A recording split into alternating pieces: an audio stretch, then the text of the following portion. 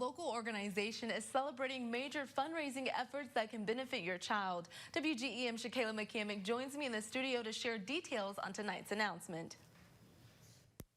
Charity, the Quincy Public Schools Foundation made an appearance at Quincy High School's Blue Devil basketball game to share they've exceeded its fundraising goal for the Dream Big campaign again. The foundation outdid last year's record. It raised more than $320,000. The initial goal was set for 2022 was $200,000. Money from this year's campaign will be allocated to the 5 pillars of education: curriculum, technology, fine arts, athletics, and endowments. Chairperson Michelle Moore says the amount of money can enhance education for students. With funding the way it is now, it's very difficult to provide the things that kids need to really become successful in the world today. And so we are so fortunate to have a foundation and a community that supports it, that will give the extras that those kids need to become successful.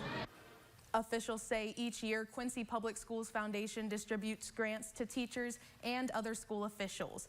They say 2022's fundraising will partially be allocated to that fund. Shakayla McCamick, WGEM News.